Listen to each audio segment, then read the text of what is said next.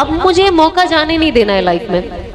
अब बिलीव नहीं करोगे, जब मैं उम्रा पे होती थी ना, और जब मैं काबा के पास दुआ मांगती थी, मैं बहुत रो रो के अल्लाह से दुआ मांगती थी। आप यकीन नहीं मानोगे, मैं 2013 से नेक औलाद की दुआ मांगती हूँ। और मैं अल्लाह से ये दुआ मांगती थी कि अल्लाह मुझे ना जब आप औलाद दोगे ना तो उसे आलिम बनाना।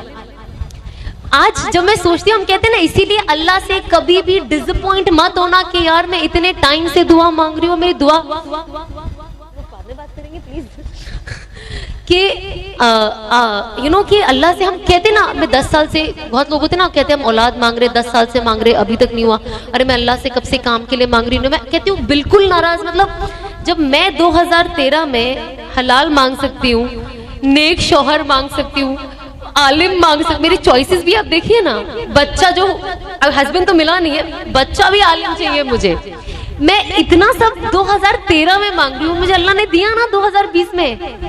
7 साल लगे ना, कितना 7 साल हो गए ना, 7 से 8 साल लगे, पर मिला।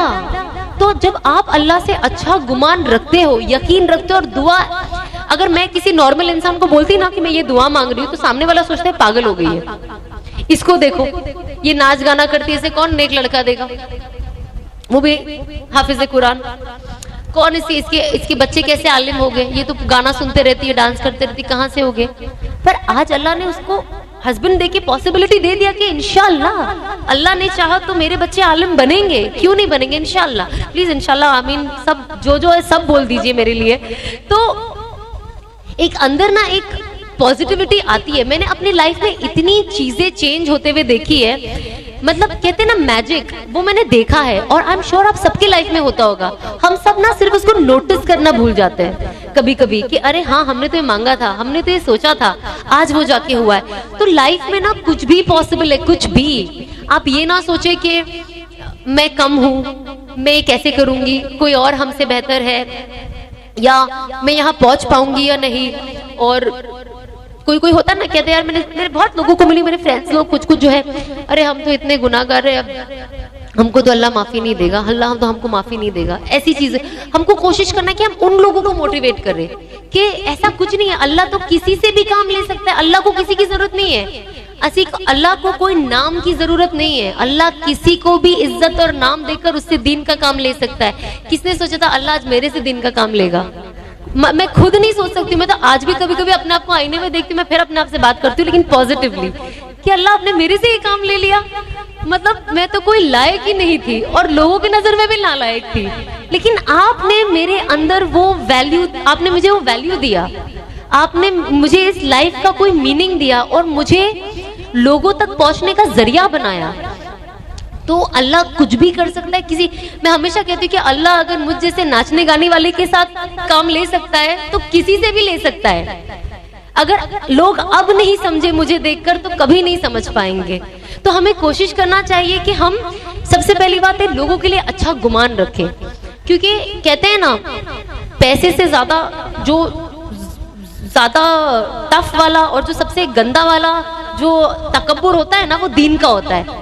इंसान का पैसे का तकब्बुर कम हो जाता है, लेकिन दीन का बहुत ज्यादा हो जाता है। मैं पर्दा करती हूँ, मैं नमाज पढ़ती हूँ, मैं तो इतने वजीफे पढ़ती हूँ, देखो इतनी की नमाजें कज़ा हो रही है। हमें कोशिश करनी चाहिए कि ये हम कभी, अल्लाह हमसे कभी भी छीन लेगा, तो हमें कभी भी बदगुमान नहीं होना है, हमें पॉजिटिव रहना है और इस्लाम को पॉजिटिवली फैलाना है, लोगों तक सही दीन लेकर जाना है जो एक्चुअली हम तक सही लोगों के जरिए ही पहुंचा है। लेकिन हम इतने स्ट्रिक्ट हो गए हैं लोगों के साथ कि हम तो सीधा मतलब उनको खारिज ही कर देते, मतलब वो तो इस्लाम में ही नहीं है हमारे हिसाब से।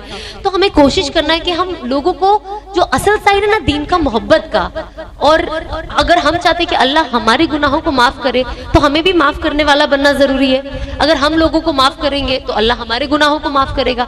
अगर आप कोई प्रॉब्लम भी होती है तो आप अल्लाह से नियत कर लो कि अल्लाह मतलब मुझे नहीं माफ करना है इस इंसान को, बहुत तकलीफ दे, लेकिन मैं आपको सिर्फ इस बंदे को सिर्फ इसलिए माफ कर रही हूँ ताकि मैं चाहती हूँ आप मेरी मगफिरत कर दे, आप मेरे गुनाहों की माफी कर दे। जब जब कयामत का दिन होगा तो आप ये नियत करके अल्लाह से मांगे कि अल्लाह मुझे मैंने जो भी अपनी लाइफ में किया मुझे माफ कर दे, मुझे माफ करने वाला बना।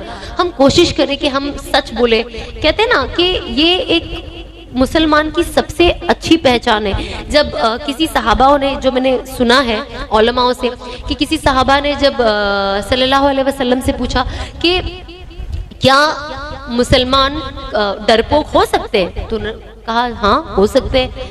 फिर उन्होंने कहा क्या वो वकील हो सकते हैं, कंजूस हो सकते हैं? बोले हाँ हो सकते हैं। क्या वो ऐसे जैसे थकेले कामचोर टाइप से एकदम आलसी हो सकते हैं? बोले हाँ हो सकते हैं। वो टाइम तो लोग एकदम जंगजू थे ना, हो सकते हैं। तो बोले क्या मुसलमान झूठ बोल सकता है? तो सल्लल्लाहु अलैहि वसल्लम ने कहा कि नहीं, मुसलमान कभी झूठ नहीं बोल सकता। लेकिन अनफॉर्चुनेटली आज हमारा दिन भी झूठ से शुरू होता है और खत्म भी झूठ पे होता है। तो सोचो हम पे कितनी झूठ की लानत छाई हुई है, और हम एक्सपेक्ट करते हैं कि हमारे साथ इंसाफ हो, लोग हमसे सच बोले, हमारे घर वाले सच बोले, दोस्त यार सच बोले, हमारी बीवियां सच बोले, शौहर सच बोले। कैसे बोलेंगे? तो इसीलिए सबसे पहले अपनी खुद की इस्लाह जरूरी है। अगर हम कोशिश करें तो हम कोशिश करें कि एटलीस्ट हम झूठ ना बोले। हमेशा मुस्कुराना वैसे ही सुन्नत है, और अगर आप किसी को मुस्कुरा कर देख लो तो आपको सुन्नत का भी सवाब मिल जाता है, और सामने वाला जब आपको देखता है उसका दिल भी खुश हो जाता है। कौन चाहता है कि किसी उदास इंसान से मिले? तो खुश मिजाज रहना, लोगों तक खुशियां पहुंचाना बहुत ज्यादा जरूरी है। तो हमें कोशिश करनी चाहिए, जो छोटी छोटी चीज है ना, ये हमारा जिंदगी का दारोमदार है। बड़ी बड़ी चीजें तो एक अलग चीज होती है, पर हमसे जो छोटे छोटे सगीरा गुनाह होते हैं ना, बहुत ज्यादा हो जाते हैं, हमें पता भी नहीं चलता है। तो हम बस कोशिश करें कि जो जो चीजें हम सुनते हैं, सीखते हैं, और हम सबसे इम्पोर्टेंट है, जैसे हम खाना बनाना सीखते हैं यूट्यूब पे, जो हमें नहीं आता है, मेकअप करना सीखते हैं, नया ट्रेंडिंग डिजाइन कौन सा है हिजाब में या सलवार कमीज में, वो हम गूगल करके सीख लेते हैं। तो जब हम इतनी सारी चीज का गूगल के जरिए उनका इस्तेमाल करते हैं, गूगल का, और ये सीखते हैं, तो हम कोशिश करें कि थोड़ा वक्त निकाल के दीन के बारे में भी सीखें, क्योंकि असल तो यही है, हमें तो यही जाना है। मुझे इसलिए ये फनी लगता है क्योंकि आप यकीन नहीं मानोगे, लोग ऐसे ऐसे सवाल मुझसे करते हैं और ऐसी ऐसी चीजें इंस्टाग्राम पे, मुझे भी नहीं पता था ये चीजें। मैं अनस को कहती हूँ, मुझे हंसी भी आती है कभी कभी। जब मैं मेहंदी लगाती हूँ ना, तो मैं नाखून पे नहीं लगाती थी, तो मुझे किसी ने कमेंट बॉक्स में लिखा, आई डोंट नो आपने सुना है नहीं सुना है, तो किसी ने लिखा, अरे औरतों को तो नाखून पे मेहंदी लगाना जरूरी है, कब्र में कैसे पहचानेंगे कि मर्द है कि औरत है? What? मतलब डीएनए नाम की एक चीज है जो अल्लाह ने बनाई है, और अल्लाह ने ही मर्द को और औरत को बनाया है, कुत्ता बिल्ली हर किसी को बनाया है। कैसे अल्लाह नहीं समझेंगे जब आपका कबीरा से लेके सगीरा गुनाह का हिसाब लिखा हुआ है, तो वो नाखून से आप खुद ही ना पहचानेंगे। एंड आई वाज लाइक, मतलब अभी मुझे ये एक ही चीज याद नहीं आ रही, बट जब लोग लिखते हैं ना, मुझे हंसी भी आती है, मुझे अफसोस भी होता है।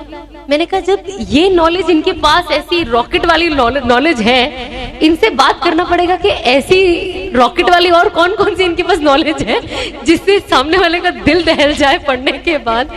सो यू नो, ये lack of knowledge and lack of study, और हमें कुछ नहीं जानना। हम इस एरिया में रहे हैं, यहाँ पे ये कल्चर है, ये ट्रेडिशन है, हर जगह का ट्रेडिशन कल्चर अलग है, ठीक है, बेशक ईमान वाले है।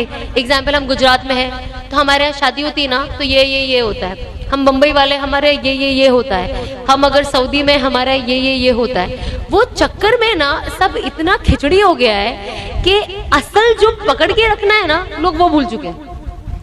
आप बेशक अपना कल्चर ट्रेडिशन सब फॉलो करो, बाकी की फिजूल चीजें बंद करो ना।